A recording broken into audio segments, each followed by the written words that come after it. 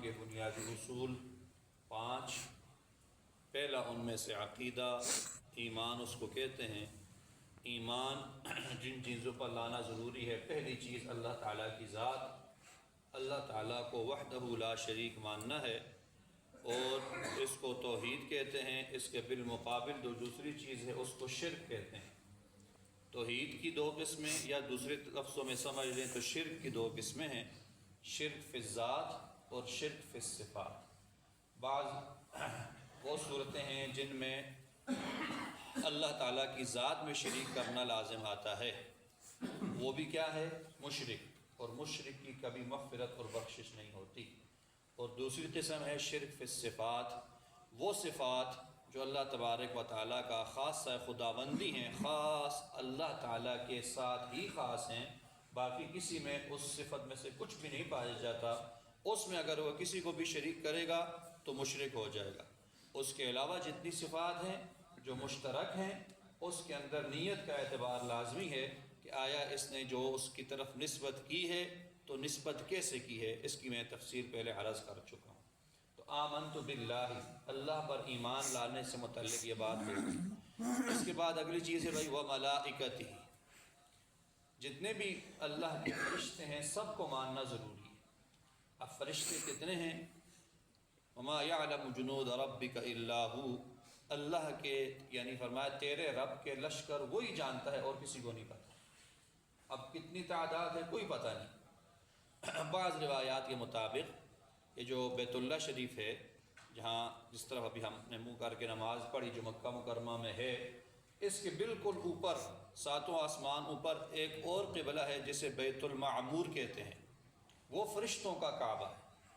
اور بعض روایات کے مطابق ایک وقت میں 70,000 فرشتے اس کا طواف کرتے ہیں، اور جس جماعت نے پہلے طواف کیا تھا آج تک دوبارہ باری نہیں آئی۔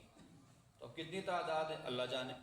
تو اس لیے فرشتے متعین تعداد کوئی نہیں، بس یہ ہے کہ اللہ تبارک و تعالیٰ نے ان کو پیدا کیا ہے، ہم ان کو مانتے ہیں۔ اور فرشتے اللہ نے پیدا کیے ہیں نور سے۔ کس سے؟ نور سے، یعنی روشنی سے اللہ نے فرشتوں کو پیدا کیا ہے۔ ان فرشتوں میں 4 بڑے فرشتے ہیں۔ ایک حضرت جبریل علیہ السلام، ان کا کیا کام تھا بھائی؟ وحی لایا کرتے تھے۔ گزشتہ انبیاء علیہ السلام پر بھی اور پھر ہمارے نبی پاک صلی اللہ تعالی علیہ وآلہ وصحبہ وسلم پر بھی وحی لاتے تھے۔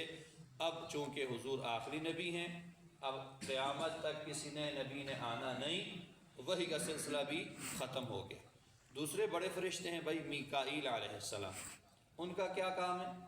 وہ بارش اور رزق، اس کام کی ڈیوٹی پر اللہ نے ان کو متعین کیا ہوا۔ تیسرے فرشتے ہیں بھائی اسرافیل علیہ السلام، ان کا کیا کام ہے؟ وہ سور پھونکیں گے قیامت کے قائم ہونے کے وقت۔ اور چوتھے کون؟ اس اساری سے اڑنے، اسرائیل اسارے سے اڑنے۔ اسرائیل علیہ السلام کا کیا کام ہے بھائی؟ روح قبض کرنا، جس وقت جس ہوتا اللہ کے حکم سے۔ یاد رکھیں، اس کا یہ مطلب نہیں اسرائیل مارنا ہے، اللہ تعالیٰ کا حکم ہوتا ہے تو اسرائیل علیہ السلام۔ یہاں پر بھی بعض لوگوں نے ایک عجیب بات لکھی ہے کہ جب اللہ تعالیٰ نے ڈیوٹیاں تقسیم کی نا، تو اسرائیل علیہ السلام کو بھائی تیری ڈیوٹی یہ ہے، ٹھیک ہے، آپ کا حکم ہے۔ فرشتوں کی یہ ہے لا یعصون اللہ ما امرہم ویفعلون ما یؤمرون، وہ اللہ تعالیٰ کے کسی بھی حکم کی کبھی حکم عدولی نہیں کرتے۔ ان میں اللہ نے یہ مادہ ہی نافرمانی کا ان میں مادہ ہے ہی نہیں، وہ اس میں مادہ ہی نہیں ہے، انہوں نے بات ماننی ہے بس، جیسے آرڈر ہے تو یا اللہ آپ کا آرڈر ہے ہو جائے گا۔ لیکن لازمی بات ہے کسی کا مارنا، تو اللہ تبارک و تعالیٰ نے فرمایا اسرائیل تو اپنا کام کر، میں ظاہری سبب اور بنا دیا کروں، ظاہری سبب چینج ہو جائے۔ کوئی یہ نہیں کہے گا اسرائیل مارا، اچھا جی کیا ہو گیا جی فلاں بندہ، او جی ٹھیک ٹھاک ہے، اچانک ہارٹ اٹیک ہوا جی، مار کے ایکسیڈنٹ ہوا جی، چھدے تو ڈٹھا ہے، یہ ہو گیا وہ۔ کوئی یہ نہیں کہتا کہ کدے سونا نہیں، کدے تو سونا ہو سی کسی کو کہ بھائی کیا جی اسرائیل آگ گچی مروڑ گیا جی، ایسا نہیں ہوتا اسرائیل علیہ السلام کے ہاتھ سے اللہ کا حکم پورا ہوتا ہے، لیکن ظاہری سبب وہ اللہ تبارک و تعالیٰ جو کرے ہو جاتا ہے۔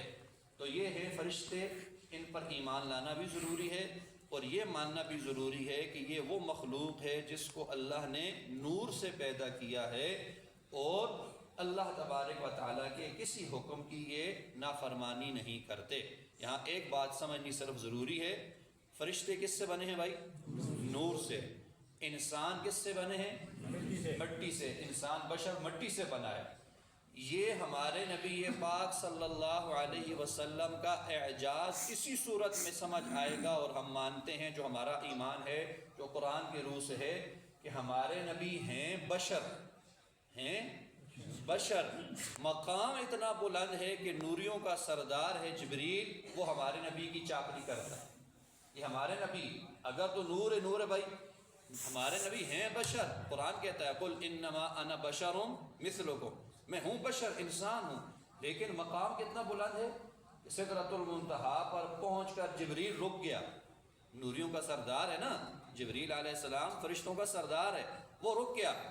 اے اللہ کے نبی، اے حبیب خدا، میں اس سے بال برابر جگہ اوپر جاؤں تو اللہ کی تجلی میرے پروں کو جلا دے گی، میں اوپر نہیں جا سکتا۔ جہاں نوریوں کا سردار رک گیا، وہاں ہمارا اور آپ کا نبی اس سے بھی اوپر گیا۔ یہ ہمارے نبی کے معراج ہے صلی اللہ علیہ وسلم کی، اور حضور کی صلی اللہ علیہ وسلم کی شان رفیع ہے۔ تو میں یہ عرض کر رہا تھا، ایمان میں دوسری چیز کیا ہے بھائی؟ فرشتوں پر ایمان لانا۔ اور فرشتے کتنے ہیں، کل تعداد کتنی ہے، اس کے متعلق یہ عقیدہ رکھنا ضروری ہے۔ اللہ کو پتہ ہے، ہمیں پتہ ہے، ٹھیک ہے؟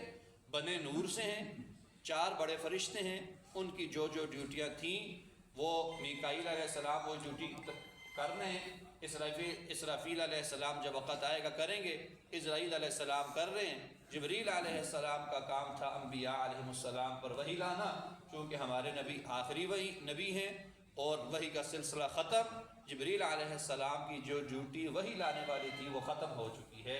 اللہ تبارک و تعالی ہمیں صحیح ایمان نصیب فرمائے۔ اللہم انت السلام ومنک السلام، تبارکت ربنا وتعالیت یا ذا الجلال والاکرام، سمعنا واطعنا غفرانک ربنا والیک المصیر، برحمتک یا